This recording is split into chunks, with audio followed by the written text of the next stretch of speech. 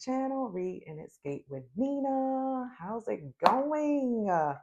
So I am back with this is going to be another Stephen King video. I know y'all know I love Stephen King, but I want to talk about one of my other favorites. I have my Stephen King collection behind me. There's more on this shelf that you can't see, and I have some over there. Um, I've talked about 11/22/63 at length. Um, and I know some people who follow me are still reading it. So I wasn't going to dive into that one just yet because there will definitely be spoilers. But the one that I wanted to dive into and talk about in detail is Pet Cemetery. This is another one that's on my list of my most favorite Stephen King books. Um, if I had to choose between Pet Cemetery and 11/22/63, I couldn't choose. So that should give you an idea of how much I enjoyed this book too, because everybody know I love 11/22/63. I will talk about that book until the end of time. And I know I talked about it on in one of my other videos that I have. Usually when I like a book, I have multiple copies. So this is a recent edition of the cover that was released this year. But I like it. Uh, it's kind of like a rustic look to it. But yeah, so this is the copy that I read.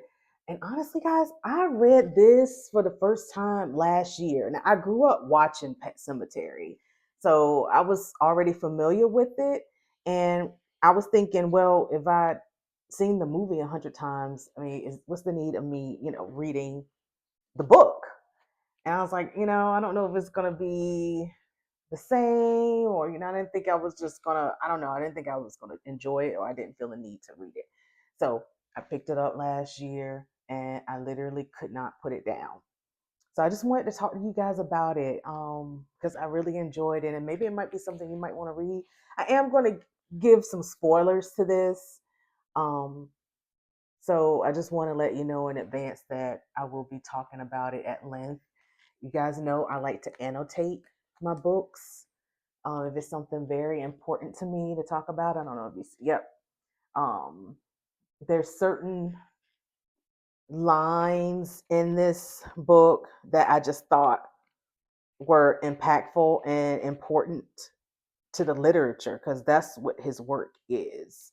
Um, so it's going to be a lot of reading in this one because I don't think it will do it any justice if I talk about it and then I don't refer to the book to back up some of the things I'm saying or just to give y'all just a little taste. So just warning you in advance, I'm going to be reading a lot, looking down a lot, um, looking at my notes because before this video, I just tried to jot down a few things that I didn't want to forget as I was talking because the way my brain works here lately, I don't know, brain fog, forgetful, I was like, you know what? I look at a lot of um, YouTube or booktubers, and I just be like, how do they just pick up 40 books, pick them up and be like, this one was about such and such and such, and then they go to the next and the next and the next. I'm like, how do they remember that? I'm like, I just can't do it, so I have to use notes.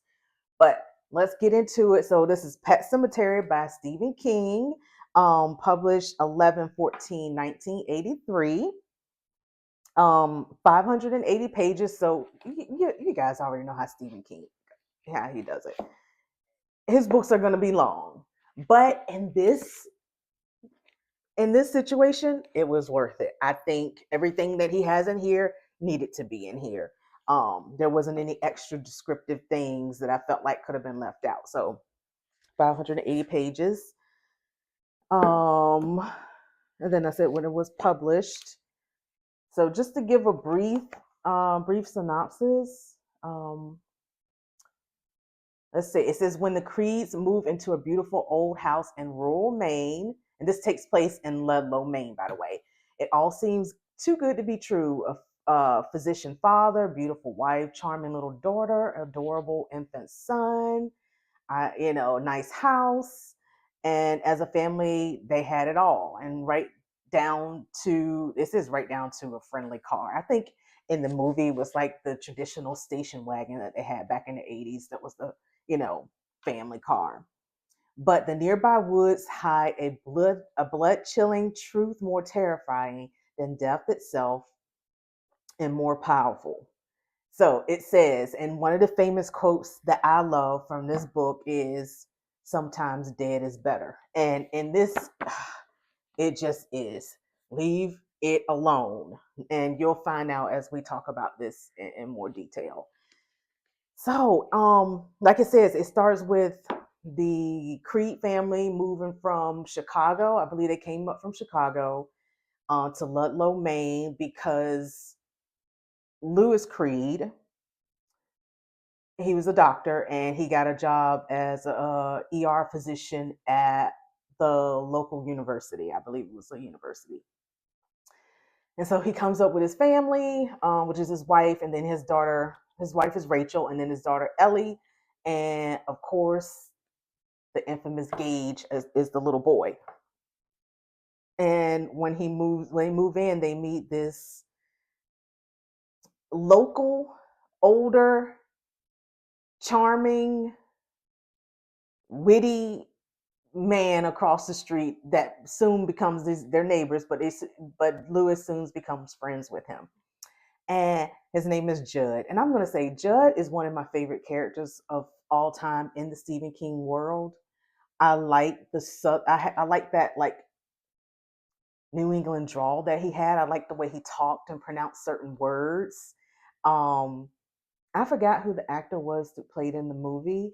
I'm not talking about the most recent movies. I'm talking about the older movie, like the very first one, the original one.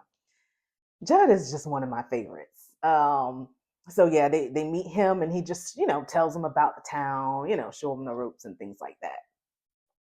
And so now we're getting into, their friendship, and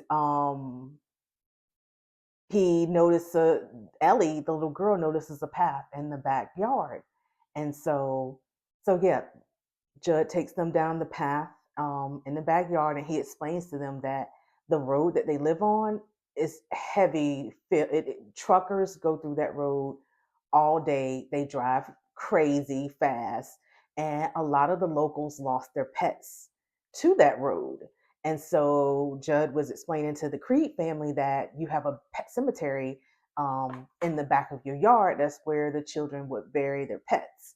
And so the daughter Ellie becomes fascinated with it. And if you read the book, you'll see that she's quite fascinated with death. And the parents are kind of at odds about teaching her about death. The dad wants to, you know, be honest with her and straightforward about it because that's just the doctor in him. And then the mom just kind of wants to coddle and just keep things safe and don't want to bombard her with all of that dark stuff.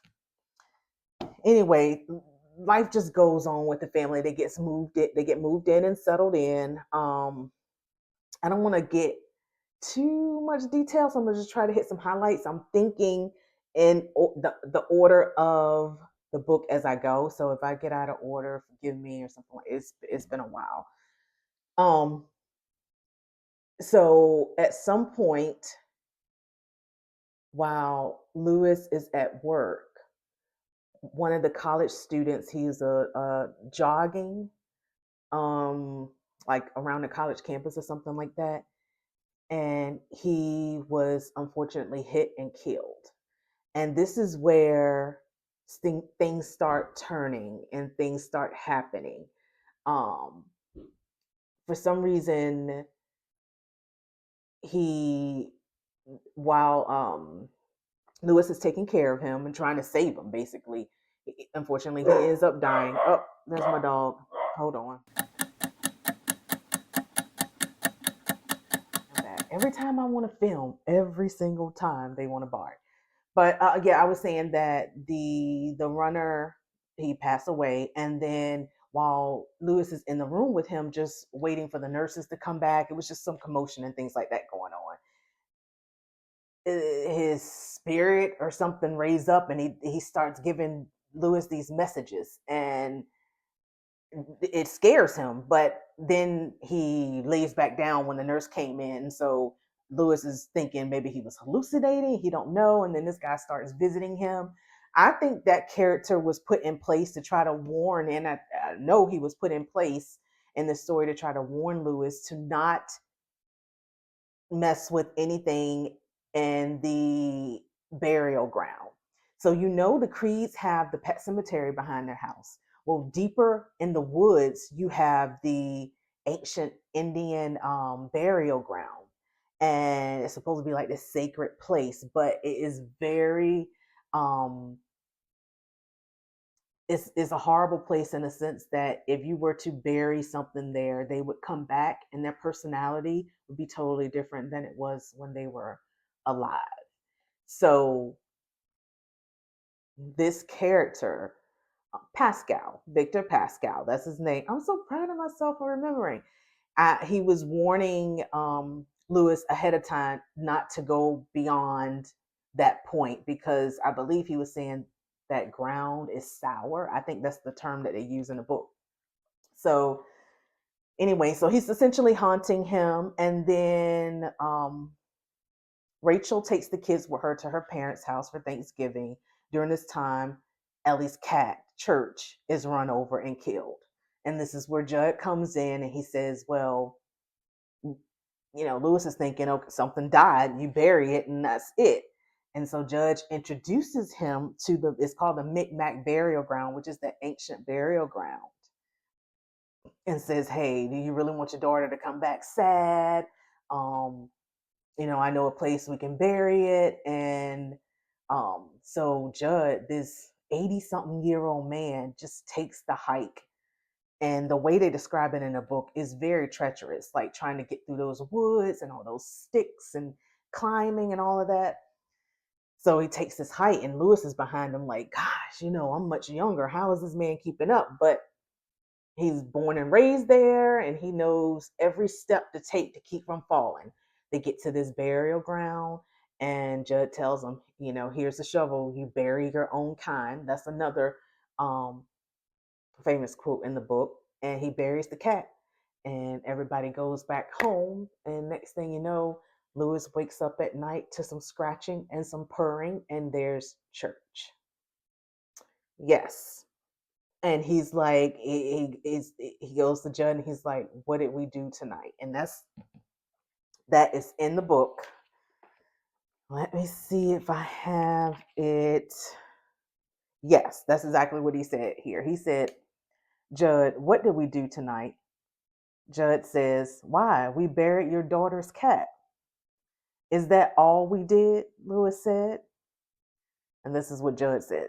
Nothing but that. You're a good man, Lewis, but you ask too many questions. Sometimes people have to do things that just seem right. That seem right in their hearts, I mean. And if they don't do these things and then end up not feeling right, full of questions and sort of like, I'm sorry, full of questions and sort of like they got indigestion only inside their heads instead of their guts. They think they made a mistake. Do you know what I mean?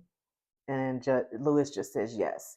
So I had to get used to the way that Judd talks because as I'm reading it now, I want to say it the way that I talk, but it's this character, the way he talks is so much of himself. So that's why I was getting a little confused when I was reading. I'm like, okay, this is Judd. This is just the way he talks. So he's just trying to tell Lewis, hey, we did it. Don't beat yourself up. Don't read too much into it. Let's just move on. And then the daughter comes back and she noticed something's a little bit different and off with her cat, and she doesn't want him in the room with her anymore. See, remember I said that they come back and they're a little different. So just fast forward to there's another unfortunate event that happens when the family is having like a barbecue in the front of their house, and Gage is flying a kite and it gets away from him. So the family's kind of preoccupied talking to each other, and the Gage drops the stick to navigate the kite, and he starts chasing after it. Meanwhile, there's a huge 18-wheeler coming down the street at the same time, And Lewis and his wife Rachel realizes when he's pretty much close to the road that he's not close by anymore. And so Lewis takes off running to try to catch him before he gets into the street. And unfortunately, he doesn't. And Gage is hit, brutally hit. Um, I think in the movie they didn't show any detail, but just when you saw Gage's shoes rolling from the impact, like just use your imagination. And I think I like how Stephen King did that with the movie. Sometimes you don't always have to show the gore. Sometimes just seeing something like that and letting it get in your head and use your imagination is just as scary, if not scarier. But in the book, I can say that he got into some detail in terms of how Gage looked from the impact. So obviously, with that, the family's torn apart, and this is where grief comes in.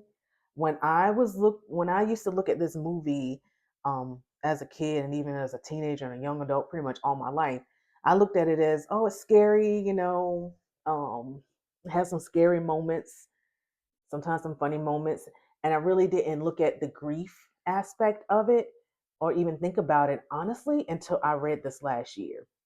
It gives you a whole other perspective um, when you're a little bit older, more mature, and even when you have kids of your own. I was like, wow, this is just, it's completely about grief and loss. And I think that's kind of what I enjoyed um, here, because you normally don't get that feeling when you're looking at horror or reading horror. So I could appreciate King for that. But we're going to get into the next section um, after Gage passing. So Gage is deceased now. The family's grieving, trying to prepare for his funeral. Just a little bit of backstory. Lewis and Rachel's parents, they do not get along well. They just, for some reason, don't like Lewis. Maybe I missed it reading the book, but I don't know the details behind it. But I can tell you it's not a great relationship. And so after this accident, Rachel's father blames Lewis for it because he couldn't just keep an eye on him. So there's unfortunately a fight that breaks out between Lewis and his father-in-law at the funeral. And at this point, and is in the movie too, they end up, because of their fight, they end up tipping over Gage's casket and it falls over. This is in the book. Um, and it's crazy. The movie gives you a little bit of a glimpse of what Gage looked like in the casket, but you can only see like a little bit of his hand and arm. Um, but it's just absolutely chilling. I'm going to read it to you guys, that section. The casket fell from the trestle with huge crash. The left end fell first, then the right. The latch snapped. Even over the screams and the crying, even over the bellows of Goldman, that's his father-in-law, who after all was only playing a children's party game of pin in the blame on the donkey, Lewis heard the lock snap. The coffin did not actually open and spill Gage's sad, hurt remains out onto the floor for all of them to gawk at. But Lewis was sickly aware that they had only been spared that by the way the coffin had fallen, on its bottom instead of on its side. It easily could have fallen the other way. Nonetheless, in that split instant before the lid slammed shut on its broken latch again, he saw a flash of gray, the suit that they had bought to put in the ground around Gage's body, and a bit of pink, Gage's hand, maybe. I just thought that, I mean, that is just so sad and hard to see. It's just so frustrating. And I just feel like it was a time and a place to discuss that. And the fact that her parents or her dad did it there, it was just a bit too much. It just goes to show it's not just all about horror, it's getting into other things too, family dynamics, grief, loss. I like that. Um, and so obviously he's grieving. And Rachel, she's having a hard time too. He's medicated. He's a doctor, so he's trying to medicate her so she can sleep. She eventually takes Ellie to go to her parents just to get away. That leaves Lewis at the house. And he's thinking. And you know what he's thinking about? He's thinking, Ellie's cat died. I buried him. in the burial ground and he came back. I can get my son back and we can be a family again. That's what he's thinking. And because Judge showed him that place, Judge knows that he's thinking that way too. Um, and so he decides to go over there one night to talk to him and give him some like the story, um, to try to convince him not to bury Gage there. And let's see if I can find that part. I have a part here annotated. I just want to make sure. He's trying to tell him if Gage came back changed in some way, that would be crazy. That would be insane. And let's see here. It said, in spite of everything, the idea had that deadly attraction, that sick luster, that glamour. Yes, that above all else, it had glamour. Judd was back speaking in his mind again because he's wrestling with this. He know it's crazy, but he still wants to do it. And so he's having these thoughts of what Judd would say. And he would say, you do it because it gets a hold of you. You do it because that burial ground is a secret place and you want to share that secret. You make up reasons. They seem like good reasons. Mostly you do it because you want to or because you have to. So this is Judd's voice, that low, drawling, Yankee, intentional voice. These are secret things, Lewis. The soil of a man's heart is stonier, like the soil up in the Micmac burying ground. A man grows what he can and he tends to it. I just I love the wording in this book. I love the writing. I just do. I can't deny. I like the way Judd's character is written, how he says things, explain things. I also like it's a tad bit ambiguous because he says something and it really makes you sit back and think on it, doesn't it? And I like to be challenged in that way. So Judd goes on to tell him this story to try to divert his thoughts and to keep him from doing something crazy. And so his story starts with Timmy Baterman.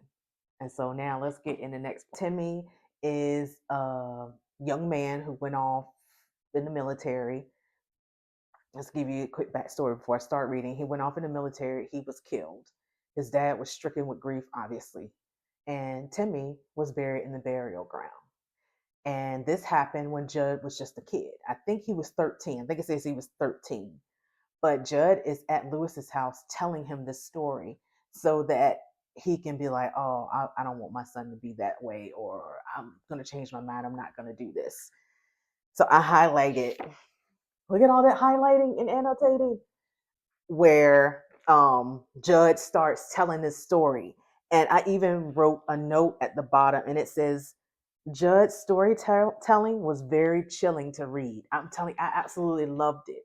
Um, that's why I had highlighted. So I'm gonna read a little of it to you guys. Well, I guess it would be a lot. Sorry, but I'm into it and I just have to share it. So it says, lots of people saw Timmy Baterman. We saw him, I tell you, walking back and forth along the Pedersen Road, a mile east of his daddy house and a mile west. Back and forth he went, back and forth all day, and for all anyone knew, all night. Shirt untucked, pale face, hair all stuck up in spikes, fly unzipped sometimes, and this look on his face, this look. Judd paused to light a cigarette, then shook the match out and looked at Lewis through his haze of drifting blue smoke. And although the story was, of course, utterly mad, there was no lie in Judd's eyes. They have these stories and these movies. I don't know if they're true about zombies down in Haiti.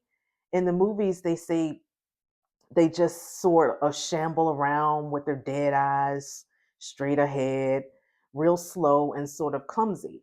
Timmy Bateran was like that, Lewis, like a zombie in a movie, but he wasn't. there was something more. There was something going on behind his eyes, and sometimes you could see it and sometimes you couldn't. Something behind his eyes, Lewis. I don't think that thinking is what I want to call it. I don't know what in the hell I want to call it. It was sly. That was one thing.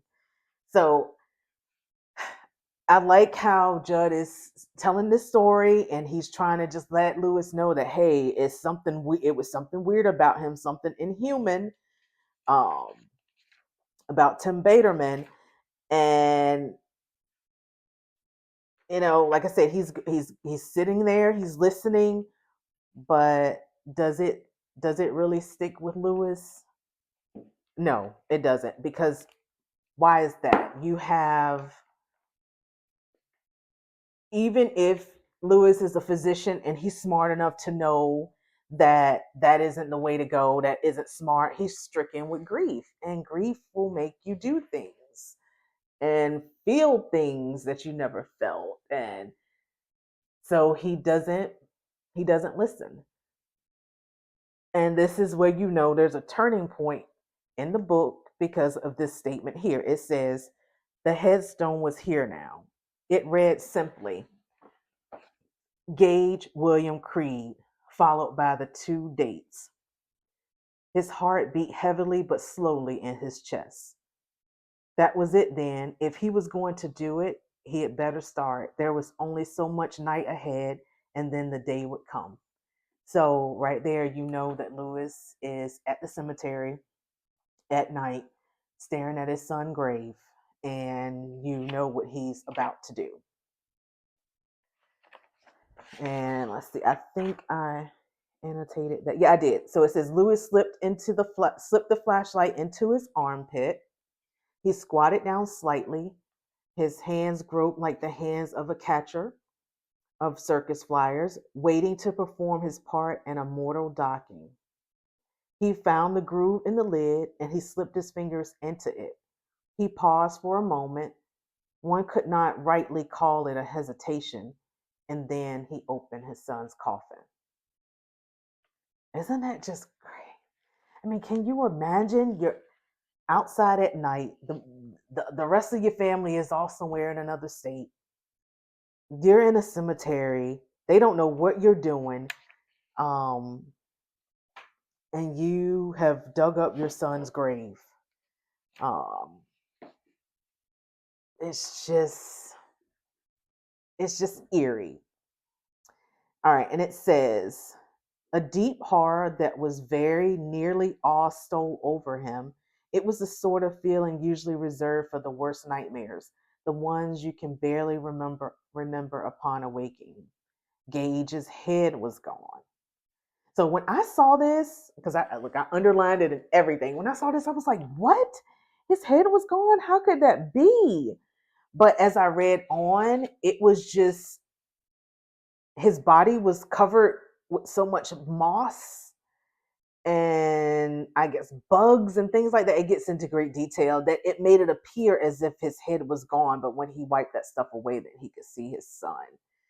Um, and he said Gage's head bulged in strange directions. His eyes had been sunken.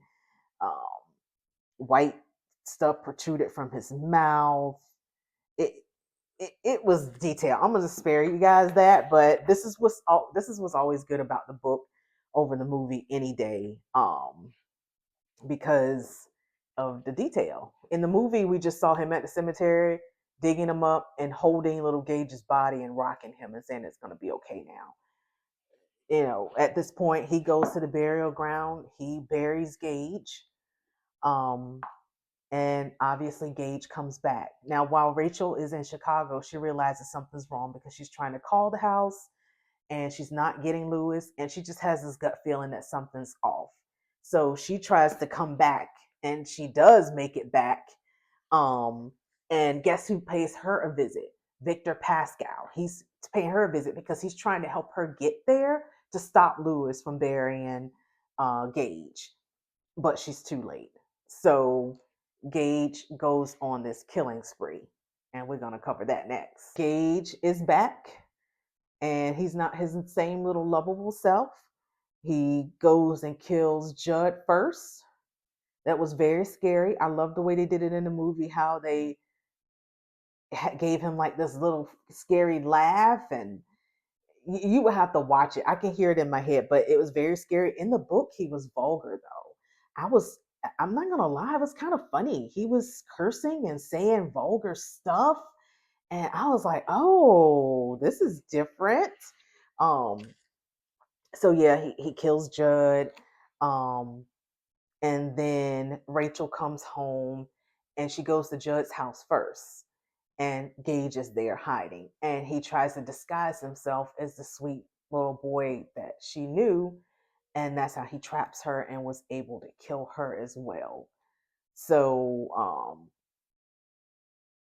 Lewis ends up going over to Judd's and killing Gage again, putting him down with some type of um, syringe. I don't know what medicine is in it, morphine or whatever. He puts them down. And guess what he decides to do? Take Rachel to the burial ground. After going through that with Gage, he takes Rachel to the burial ground. That's why I'm just like, you know what? The whole grief thing attached with being a little crazy, just that was Lewis to me. Um, so he takes her. Obviously, she comes back and it says a cold hand fell on Lewis's shoulder. Rachel's voice was grady and full of dirt. Darling, it said. I love it how Stephen King ended the book that way, and he said it instead of she. He didn't use the pronoun she. He said, darling, it said. I just love it. Very dark, full of grief. Just I really enjoyed this from cover to cover. I would highly recommend you give this a read. Even with me going through and giving a little some spoilers, there's a lot of things that I did leave out. I do like how in the movie, they didn't talk about Norma that much. Judd's wife, she was in this book quite a bit. I do like that. Um, because at first I was thinking, I've seen the movie so much. What's the need, to read the book? Oh, I was wrong. I love how Norma, his wife, was in here a lot more. There's some other little things. And yeah, like I said, even with me just giving a few spoilers, I think you still enjoy it because I tried to really do high level and then I'm trying to go off memory too. This is one of my favorites of Stephen King, along with 11/22/63. And we can go ahead and The Stand. You guys know I love The Stand. It was also a great, great book. It's just you know how I feel about certain things in it. Um, but yeah, he's just one of my favorite authors, and I can't talk about his work enough. I just wanted to share that with you guys. I have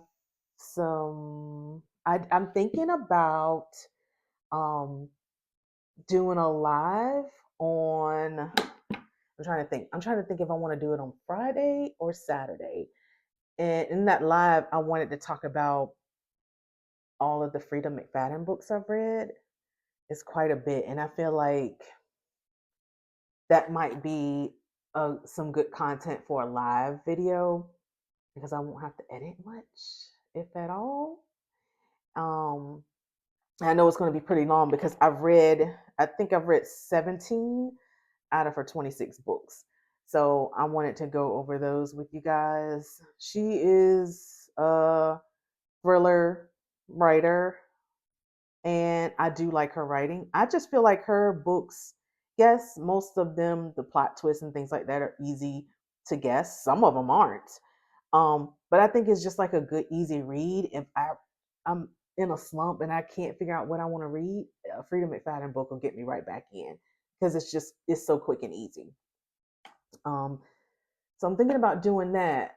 And I wanted to tell you guys that I'm also posting on my channel. So it's not always going to be a video. Like I posted not too long ago, I think it was maybe last week, um, a poll because I wanted to get you guys opinions or ideas on how you feel about me doing certain videos.